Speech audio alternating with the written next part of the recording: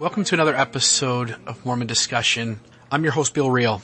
Usually in my episodes, I try to lead with faith in each and every one of them. I try to ask the tough questions, but always try to find a way to show both me and as well as you, the audience, how to make those things work. Today I'm going to talk probably on the other side of that line.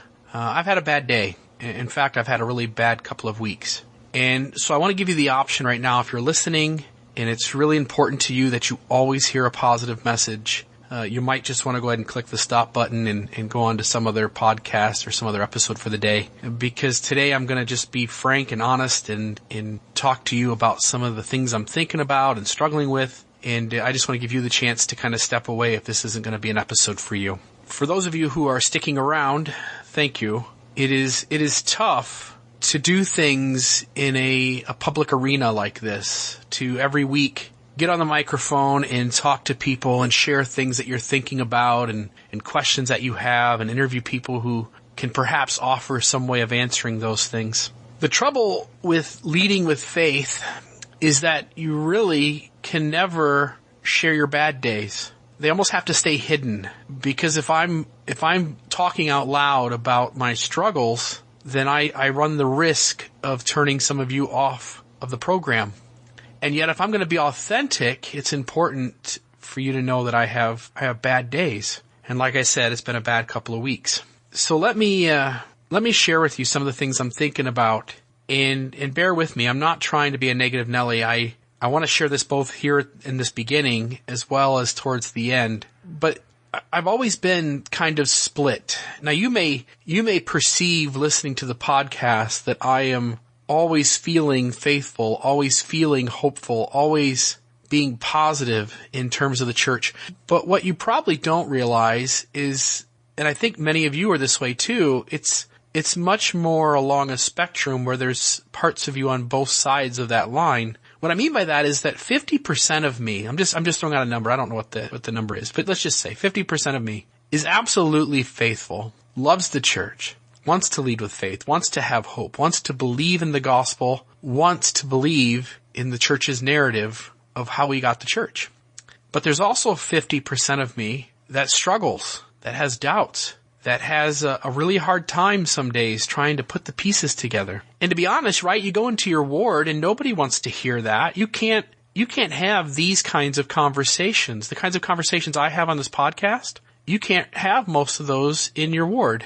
If I try to say, hey, there are problems in the historical narrative, nobody wants to hear that. Very quickly, people are turned off by that and they just head off a different direction. They don't want to have that conversation. Nobody wants to hear about problems. Everybody wants to hold on to this beautiful narrative, these beautiful assumptions and expectations they have that just fit so picture perfect. It just feels like the average member of the church wants to keep the rose-colored glasses on. Because nobody wants to hear it, there's no one to talk to. Many of you experience this. You go into your wards on Sunday, you're hurting inside, you're struggling. All you want is that the idea behind what you're struggling about to be validated. To have somebody say, hey, look, I totally hear you. I totally understand what you're saying. I totally get the problems that you perceive. And those problems are real. Let's talk about it. Let me listen to you. But we don't get that. I have people in my ward who love me. I have leaders in my ward who love me. I have family in my ward who love me. But I don't have anybody who really, truly wants to listen and wants to talk about the things that I think about. That makes it tough. That makes it tough Sunday in and Sunday out. And so I find the only way I'm able to get anything off my chest is when somebody at church says something that's absolutely moronic, and I simply raise my hand and step in and intervene in a hopefully most of the time a kind way, but absolutely sometimes my frustration gets the best of me and I put the person in their place. I say, look, sorry, but what you just said is wrong. And that's not good either, because then I just burn more bridges. Anyway, my point starting off here is that it's tough. And while I share with you some other thoughts today, I want to be clear that while I am absolutely 100% acknowledging that this episode is going to be negative, I want you to know that there's still half of me here that absolutely leads with faith, that has hope, that believes, that is going to be in this church, that's going to make it work. And in being 50-50, in having half of you being pushed by your doubts, the other half of you being pushed by your faith, it is a struggle to be authentic. I mean, I'll go I'll sit at home, I'll wake up in the morning on my day off, and I'll start thinking about the episode I'm going to do that day or the interview I'm going to have. And I'll start thinking about the tough questions that I'm thinking about in relationship to the topic, but also thinking about the tough questions that you would want to have answered with the person that I'm talking to.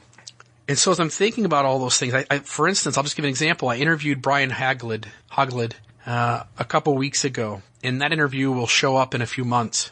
And I interviewed him about the book of Abraham. And the book of Abraham for me is a really difficult issue. When you really sit down and say, okay, I'm scared to death to probe into this issue, but let's go do it. Let's jump in. And you begin reading all the different perspectives, the different problems that the critics find, the different answers that the apologists throw out. And as you sort through it all, you just realize that it is such a giant mess. And that unless you want to take the weaker answer on many of the issues of the book of Abraham, on a surface level at least, you have to just kind of say, look, this doesn't fit. It doesn't work. It doesn't make sense. And so as I'm preparing to talk about issues like the book of Abraham with various scholars and authors and experts that I interview on these topics, but using Brian Haglid as an example, you have this conversation, you just realize that as you're having this discussion that man, why does the church have to be this messy, right? I mean, I want to have faith that the church is true. And yet, to make that work, I have got to find a loophole here and there. I have to make things take on the weaker answer in this case. It is just a struggle. And in that struggle to be authentic, I'm back and forth, right? I'll have days where I'm like, man, the church is not true. I got to get out of this. I'm just wasting my time and my energy. I have to get out. And then I'll go out with my wife with the missionaries and visit with a family. And in that home, I'm bearing testimony to the truthfulness of the gospel of Jesus Christ and of the restored church as his authorized institution to administer saving ordinances. And I feel like a hypocrite because one day half of me is leading out front and the next day the other half of me is leading out front. And in the moment, I don't feel fake. In the moment, it feels real and sincere.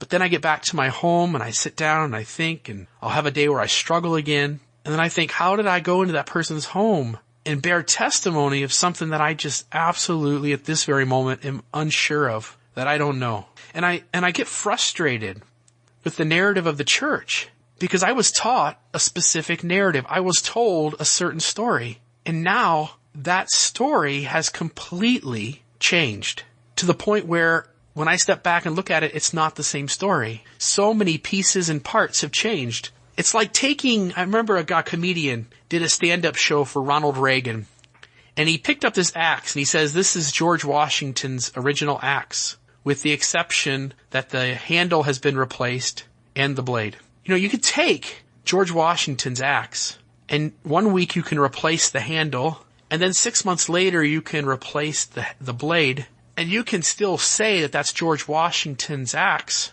but in reality, neither part belonged to him. It's not the same thing. And I feel like apologists do this with the church's narrative. So many pieces and parts of the narrative have changed. It's not the same story. And you go to church, right? And you feel like you're the only one whose eyes are open, and you see that the story has changed. No one else seems to have caught on to that. Members of my ward have seen the news stories on the polygamy essay. Nobody, as far as I know, has bothered to actually read the essays. But they read these articles and they assume, oh, okay, here's some details.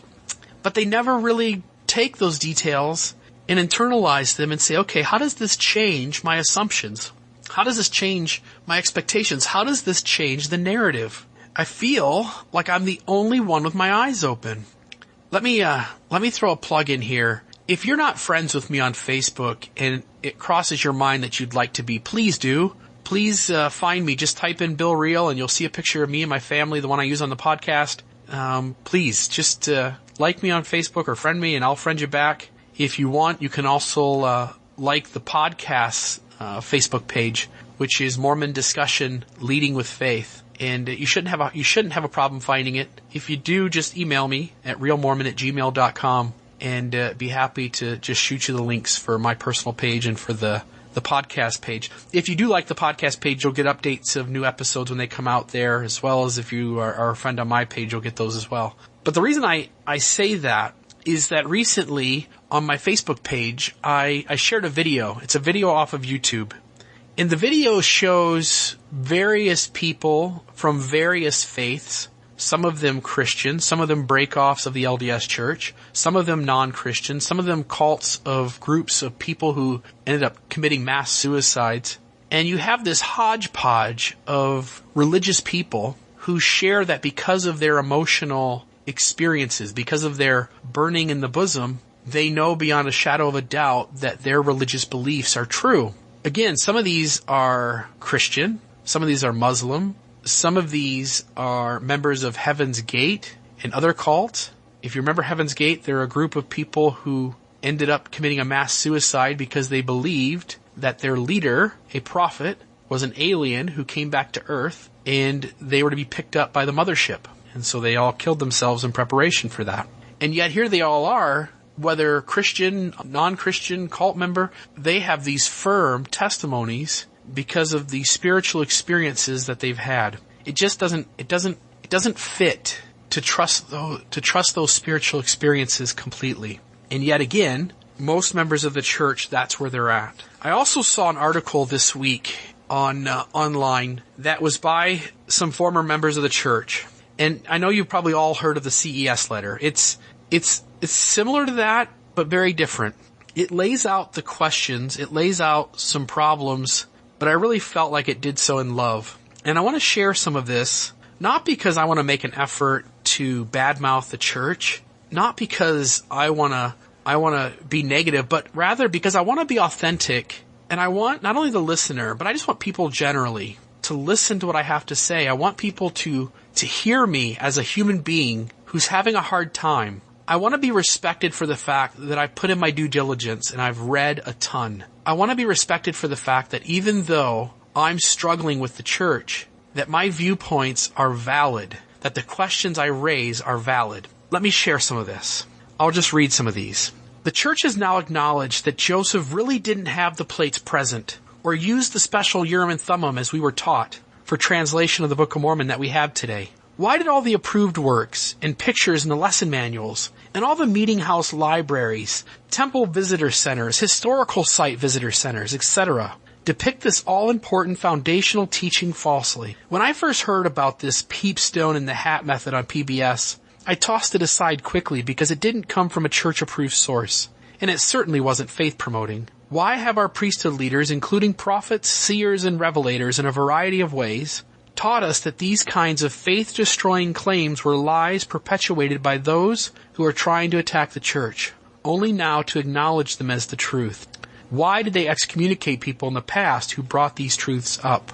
Now, I should add here that I've never seen a prophet or an apostle tell me that any alternative information online was dishonest or a lie. That said, leaders do tend to try and word things in a way that caution members that any information that disturbs their testimony is likely not factual. And the church has even done that recently, even in the midst of releasing these essays. And I feel like in some ways the church doesn't get it. The nitty-gritty details are the issue. The context that the critic puts them in, the conclusions that the critic draws, those are secondary. The actual problem for most of us is the facts. The fact that Joseph translated with a stone in a hat and that the church didn't want to share that story with us. They didn't want us to have that as part of our narrative. They wanted us to picture Joseph using a Urim and Thummim, the Nephite interpreters, rather. That bothers me. It doesn't bother me that when the critic talks about polygamy, they make lots of sexual allegations against Joseph. That isn't the issue. It's the issue that Joseph did practice polyandry and married young brides and married some of these women, Fanny Elger and others, without his wife's knowledge or permission. And those are the facts. And those bother me. It's not the context that the critic puts it in. It's the fact that there are difficult issues that the church didn't trust me enough, didn't think I was mature enough to handle, and so they kept it as much out of my sight as they could. Now, some people don't like the idea that we say the church hid information. And I don't know if that's a fair phrase to use. But I will absolutely, no ifs, ands, or buts, say the church preferred that information not to be available to me as much as possible. They were comfortable not talking about it and keeping it as hard to find as they could without actually hiding it. And that sounds like an accusation, but that's my struggle. I need that validated. I need people to understand that it really feels like there's 15 to 20 facts that the church has released in the last 2 or 3 years that the average member didn't know, because the average member didn't even know that these kinds of issues existed. They didn't know where to find them, and the church certainly wasn't talking about them in some of those cases, and in the others talked about them very, very little, and talked about them in a very surface way. For instance, when you look at the church's conversation about Joseph's treasure digging, for instance, the Church History in the Fullness of Times Institute Manual, as well as in Joseph Smith's history where he talks about making $14 a month doing it, it's only a little blurb. It doesn't even begin to give you the depth of what's going on and the magical and occultic practices that the Smith family are doing. It just glosses over it. Just enough to say, hey, we did tell you about it, but not enough to cause any member to really want to think more deeply about it and just to assume it's just this simple little fact that fits really nice and we'll just move on. The article continues. It says, why would God and the ancient prophets go to so much effort to preserve the plates when they weren't used by Joseph Smith to translate the book? Extract the metal, hammer it out, inscribe upon it, go to all lengths to heft around and preserve the records from one generation to another to be saved up into the hill with the important interpreters so that the person translating would be in possession of the specially prepared way that God gave for the ability to translate them into English, only to not need to be used after all for the entire Book of Mormon that we have today. And that is, and I get it, right? The apologist will tell you that the plates and the interpreters and the fact that they were hidden in a box, it was an important keystone for the witnesses of the restoration. It was something for them to place their testimony in. And I get it. And I'm not saying that's a horrible answer. But man, it just doesn't seem like the best explanation. And that's my struggle at times with apologetics, is that we're often just trying to find that little plausible possible loophole. And oftentimes the answers we give to these tough issues, the critic probably has the more logical, the more common sense answer to the problem. And then we have to rush in as defenders of the faith and come up with this secondary explanation that could also be valid if you just look at it from this angle. The article continues. Why does it change the story dramatically now that we know Joseph used the same brown egg-shaped rock, a little bigger than a chicken egg, to translate this rock that he found on his neighbor's property in 1822? This was the same rock that he had been using to defraud many people for many years, telling them that he could help them find hidden treasures underground for money, and with the same head-in-the-hat method in which those he took the money from never found the treasure he told them they would find. Why are his stories considered trustworthy when he continued to do this year after year, victim after victim? Again, I'll stop here. I'm reading an article. I don't necessarily agree with every way that they pose these questions.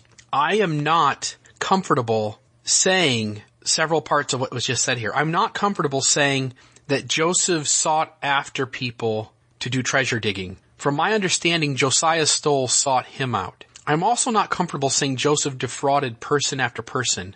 We have one trial where Joseph is accused by Josiah Stoll's nephew of glass looking, but Josiah Stoll testifies on Joseph's behalf. So I'm not comfortable saying that he's defrauding someone and they're on to him and they're filing a lawsuit. This is a secondary person who's filing the lawsuit on behalf of someone else, and that other person then testifies on behalf of Joseph. So it's way messy. But here's the issue. By the church not sharing the story with me fully, I am only left with the assumption that the church chose not to share the full story with me because there's something there that is damaging to the story of Mormonism. Because the church has no problem telling you at great length all the details of Joseph's leg surgery or of Hiram being poisoned by calomel. But the church just glosses over treasure digging. And by them glossing over it, I feel like, wait a minute, why won't they tell me the full story? Something must be going on here. And so when you read the details from the critic, because that's really the only place you can get the treasure digging story,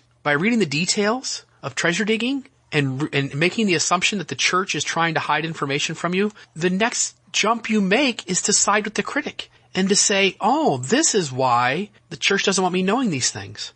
And so I don't agree with the way they phrase this paragraph in the article, but I also completely validate why they've decided to take that side of the story.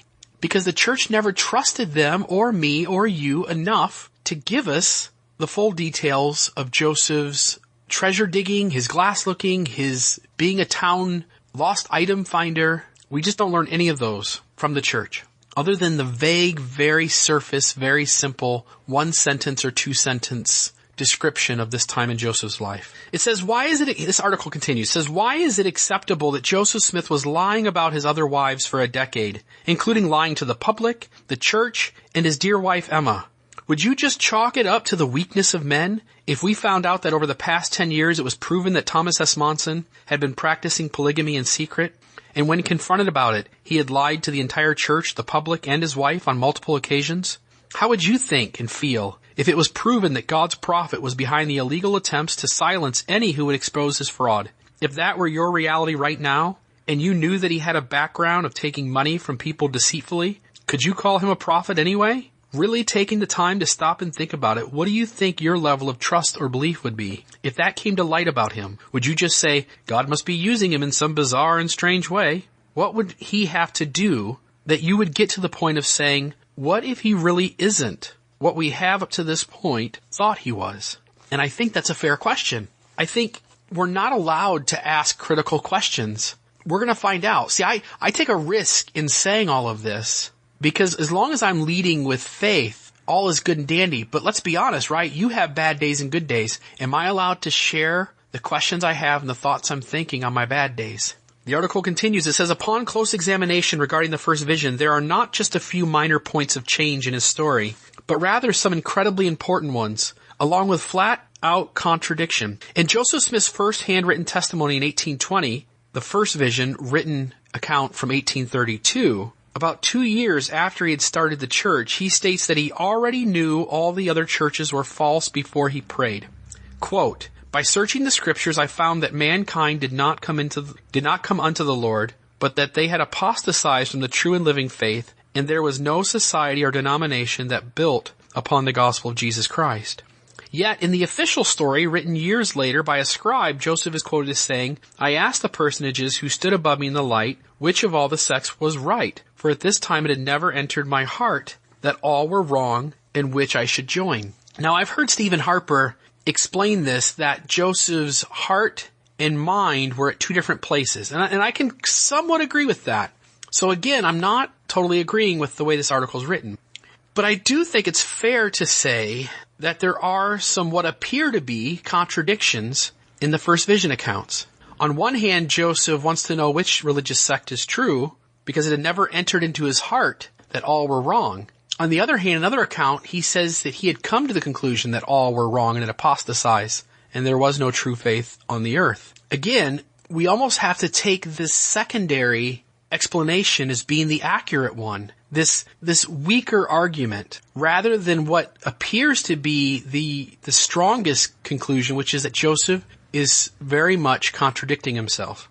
I want to skip ahead. I'll link this article, and I don't usually do this. I don't usually link negative things. But this article very much shares not the way I would word things, nor would I find all the issues they do. But there's several parts of this article where I just feel what they felt. The article continues. It says, during this process of discovery, essentially what they're talking about, during this process we discovered a new word that we had never heard of, polyandry. Why did Joseph approach and secretively marry at least 11 other men's wives who were not virgins? I'm talking about virgins because section 132 makes the case that that is the way in which polygamy was to be practiced. It was to be with virgins who were not married or not been with another man.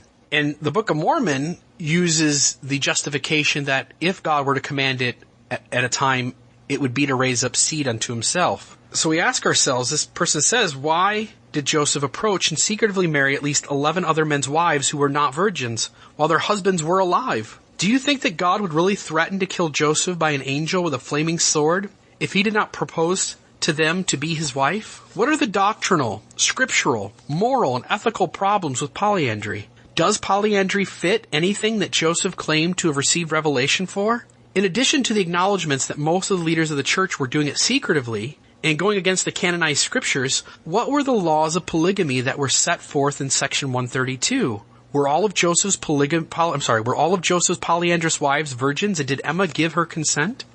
Taking the time to really let this marinate, are we supposed to buy hook, line, and sinker that it is perfectly normal to believe that God gave a revelation that could be summed up like this? The only polygamy that is acceptable to God is a union with a virgin after first giving the opportunity to the first wife to consent to the marriage. If the first wife doesn't consent, the husband is exempt and may still take an additional wife, but the first wife must at least have the opportunity to consent. In case the first wife doesn't consent, she will be destroyed. Also, the new wife must be a virgin before the marriage and be completely monogamous after the marriage, or she will be destroyed. Should we be afraid to question this kind of revelation? Now, revisit polyandry, Joseph proposing to and marrying other living men's wives. In your mind for a moment, doesn't this seem like it could be something besides revelation? Why are prophets flat out wrong and completely contradict each other about eternal doctrines, even when speaking for God to us, the regular people who are supposed to believe and follow what they tell us? Example, blood atonement, the Adam is God the Eternal Father doctrine, the curse of Cain, the racial ban, polygamy, etc. Why are they still doing it? Now I'll stop here. Again, I wouldn't say it quite that way. But I will say this, I find it perplexing that the church at times claims that God is speaking on the minutest details of some peripheral issue that's barely on the fringe of even relating to doctrine, and then on major issues that hurt, that offend, that do damage to others, the church acknowledges that it was wrong and God was silent on the matter for way too many years. It just perplexes me that God cares enough about the little things, but seems uninclined to talk to the church about the big things, to allow Brigham Young to teach blood atonement, to allow him to teach the Adam God doctrine, and then to have Spencer W. Kimball absolutely refute the doctrine as false. One of them is right, and one of them is wrong. Both of them claim to be speaking for God in making those statements. They're being absolutist in the way in which they're teaching and testifying of those ideas. And yet, on issues like the race theories, we have people being marginalized and ostracized and being seen as second-class members of the church for a long, long time. And the reasoning given for those we taught as being God-given doctrine. And now we look back and say, oh, sorry about that. We got that wrong. God actually never spoke on the issue. We just thought he did. And so we just kept perpetuating it. It just seems silly. And then on the other hand to say, I have a testimony because I feel it in every fiber of my being. And then to realize that lots of people from various walks of life, various religious faiths, some positive and some extremely negative, hurtful, offensive, marginalizing, and damaging, both physically and temporally to others, that there's people in those that receive those kinds of answers as well. Let me begin to kind of turn towards the end of this article and just share a couple other thoughts. In late 2013, church historian Elder Stephen Snow admitted that the church leaders have suppressed information about church history. He said, quote, "I think in the past there was a tendency to keep a lot of the records closed, or at least not give access to information, but the world has changed in the last generation. With the access to information on the internet, we can't continue that pattern. I think we need to continue to be more open." This was a Truth in Church History excerpts from the Religious Educators Q&A with Elder Snow. According to the prophets, the faith must stand or fall on the story of Joseph Smith. If Joseph was a deceiver who willfully attempted to mislead people, then he should be exposed. His claims should be refuted and his doctrines shown to be false. President Joseph Fielding Smith. So on one hand, you have a prophet, seer, and revelator telling you that if Joseph is a false prophet, he should be exposed, his claims should be refuted, and his doctrines shown to be false. And then on the other hand, you have the church preferring to store away the information because for one reason or another, it is hesitant to have its members generally be aware of it. That's the struggle, guys. That's why I'm frustrated. It's not the information. I knew the information, most of it. I would say 90% of the issues brought up against the church I had heard, learned of, and read about between the ages of 17 and 19. My issue is with the church narrative that we wanted to teach. that we wanted the general membership to know and to be familiar with and to have as the foundation of the story within their testimony. Now, this article, again, was written by two people who were faithful members of the church who ended up leaving. They really grab what I feel towards the end of their article. They say this. They say, after all these years of faithful service, faith, and dedication, and believing it all happened the way that we had been told it happened by the leaders that will never lead us astray, are we supposed to all of a sudden believe that it happened differently, in bizarre ways and methods that don't feel right? Translation doesn't mean translation after all. Horses aren't really horses. They are most likely tapers. Chariots aren't really chariots, because there really weren't wheels in America at the time.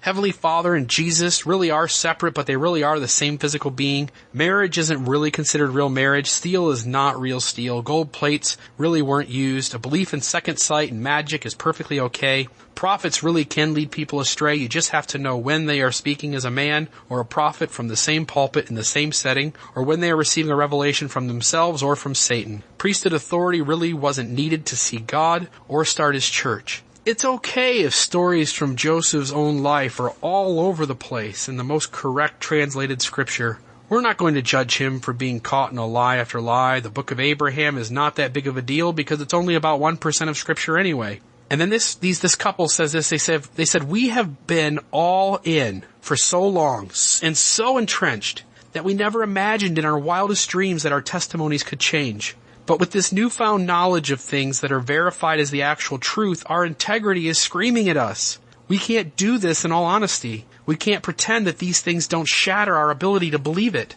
This is nothing like we have been told and what we have been teaching, and it doesn't pass the gut check. Towards the end, they say this. They say, are we really supposed to just change everything we believed in and trade it for this stuff? Then wait until we're dead to get answers that make any sense at all? We can have faith and hope in something that there is not much evidence for. But it is an entirely different thing to have the same kind of faith and hope when there are major evidences flat out against it. These are not lies like we had previously been led to believe. These are truths that contradict in very large ways the church's claims. At this point, we would have to accept mental unhealthiness, a lack of integrity, and a high level of cognitive dissonance to continue on claiming that the church is the only true church upon the face of the earth. We have only touched on a handful of the sincere questions. There are many, not just one or two here or there. We are talking about dozens that undermine the most important and fundamental truth claims that the church makes. Keeping a respect for all that it gave to us to have faith in the church after all the truths we have learned of, it would require us to deny integrity. Purely and simply, we love the truth, have courage, and care deeply about integrity. That is why we left. We want our children to move forward in life with mentally healthy identities and with clear and concise concern in the truth as their standard, and not be required to believe anything that gets told to them without it passing inspection in the gut check. So this is this couple who end up leaving the church. And these are the things they thought about, these are the questions they had, and these are the feelings they felt. And I've had many of these same questions myself, and I don't have answers to all the questions that they ask. At least I realize that even the ones I do have answers on, sometimes those answers are not the most logical or the best answer. And so it becomes really tough some days to make it work and to lead with faith. So this time I need your help. I'm hoping, if you remember, I had a episode on patriarchal blessings maybe a year ago or so, and I was really surprised by the number of you that wrote into to my email and shared with me some thoughts. But I just want to kind of finish up and share just a few other ideas.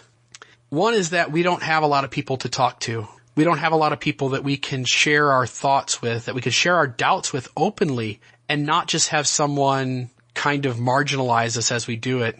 I have lots of people who just try to combat any question I have with a really simple answer that doesn't fit. That's their easy way to kind of just walk away from the conversation. But I need someone to talk to. I need people who can help. And here's the other thing too, right? I mean, you listen to this podcast, and I started doing this podcast for this reason. I wanted to get experts, scholars, authors on and have them open up my mind to how we fix these issues intellectually. Because again, I know somebody out there is going to be saying you can't fix them intellectually. You have to fix them with revelation and with spiritual answers. But see, that's the problem. Lots of people get spiritual answers that they trust to be God's truth. And often that doesn't turn out to be completely accurate. So simple spiritual answers are insufficient. Unless one has spoken face to face with an angel, or one has had a divine experience so divine, so absolute, that it just is it's an unquestionable experience. Without that, a spiritual answer, a burning of the bosom, a tingling up the spine, a feeling really good, feeling like it's right, the fruits of the Spirit are not the end-all be-all. Because lots of people in various faiths, even in religious belief systems that do great harm and damage, they feel those feelings. So I started the podcast to be able to have authors and scholars and experts on so that I could ask them the tough questions and they could fix me. They could solve my questions. They could resolve my concerns, and I could go back to that pristine view that I held some years ago. But here's what happened. Some of that did occur. There are people who help me to see that I am allowed to see the scriptures figuratively or allegorical. I've had people who have showed me that I can choose a local or global flood, although both have severe problems. They showed me that many of the aspects of the narrative I have set up in the church, that in spite of that narrative, there are other ways to see the gospel that things fit much better in. For that, I'm thankful. But I also have discovered a second thing. And I say this in a way to hopefully just be frank and honest with you. I think sometimes you turn into this podcast thinking I've got it figured out. And if you can just hold on to my light, you'll be fine. But see, that's the problem. I'm no different than you. Terrell Givens is no different than you. Richard Bushman is no different than you. Brian Haglund, David Bokovoy, Adam Miller, all of these guys are no different than you and me in that they are also in the journey. They also seem not to have any certainty. They also realize that the problems are messy and they're staying in, hoping for the best, because they also have had some other experiences that bind them to the gospel. Again, they're 50-50. Maybe the percentage is different. Maybe Terrell Givens is 80-20. Maybe Richard Bushman's 70-30. Maybe Adam Miller's 40-60. I don't know. But they are struggling to make sense of it just like you and me. And so we sometimes say, well, come on, there's all these smart people out there and they're still in the church and they're still believing. Yeah, but they're no different than you and me. They're plugging ahead. They're leading with faith. They're trying to make it work, but they have unresolved questions. They have unresolved concerns. Richard Bushman on page 75 of Rough Stone Rolling intimates that based on the historical scholarship that we have, there is a good chance that Joseph made up the priesthood ordination by Peter, James, and John and inserted it into the historical narrative after the fact. Bushman says, quote, "The late appearance of these accounts raises the possibility of later fabrication." Rough Stone Rolling, page 75. The narrative is so different. You and I were full go in the church, and our testimonies were sure. But our testimonies were not only based on spiritual experiences, they were based on a story. They were based on this beautiful story of the restoration. And like these two people who have left the church, you and me have had to completely take apart that narrative and put it back together. And we put it back together in a way that it may work, it may be sufficient, but man, is it not as structurally pristine and sound as what we thought that first narrative was. Everything has changed. Everything has changed. And I feel like had the church just shared with me the real story somewhere along the way, much earlier than it did, I would have found a way to make it work way better than I am right now. Now, I'll say this. Where I'm at today, I wouldn't trade for the world. It is beautiful. In some ways, it is beautiful. It's also tragic and sad and full of conflict and contradiction. But it's also, in many ways, it is beautiful. It is deeper. It is more well-rounded. It is more informed. It gravitates towards more truth. But the church didn't share the story with us.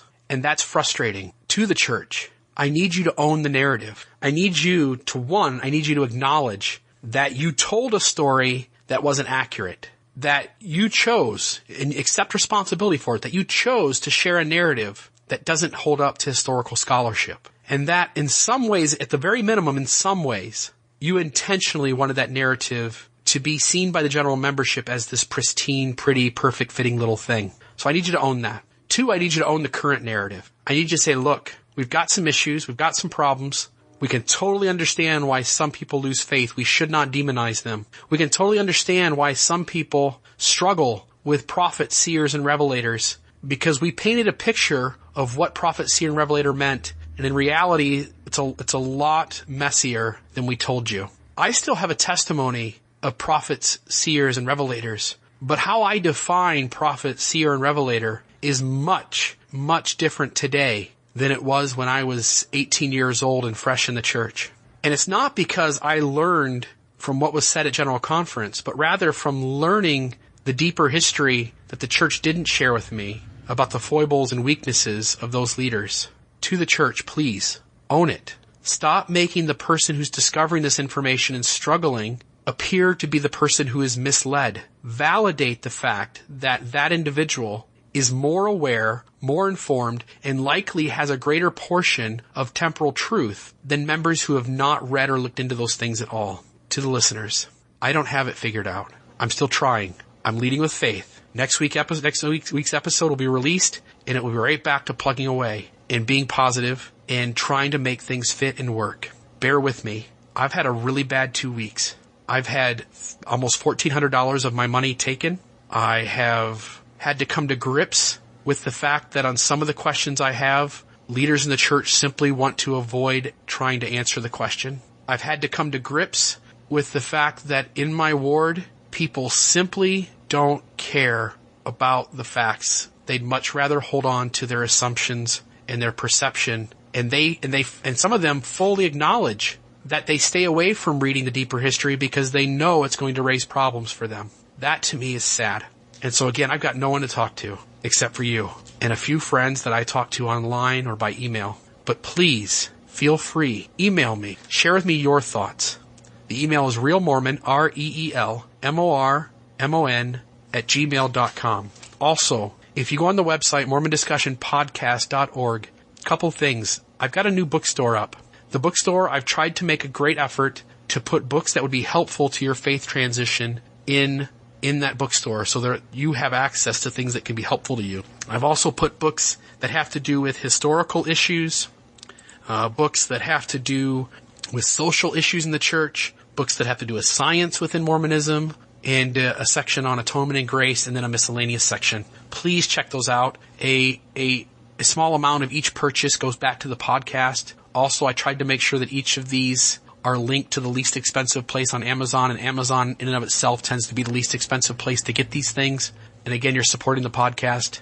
The second thing is we put out a survey for Mormon Discussion podcast listeners. It was sent out by email to anybody on the mailing list. If you're not on the mailing list and you want to fill out the survey, give us some feedback of what we're doing right, what we're not doing right, how I can improve it, what you like about the podcast, what we can maybe cover topic-wise to better reach what you're interested in. Please go to mormondiscussionpodcast.org. On the homepage, go down further, maybe 3 or 4 sections down. You'll see at the very top, there's the header. Underneath that is the different pages you can visit. And then below that is the most recent podcast, and then all the older ones underneath it. Perhaps the 3rd or 4th one down will be the survey. Please click that. It'll take you right to the survey. Fill that out and let us know what you think. But it would just be a big, big help to the podcast. And again, please consider supporting the podcast financially. The only way that this podcast keeps going is if people either become premium subscribers or donate to the podcast to keep it alive. I hope that nobody was turned off by today's episode.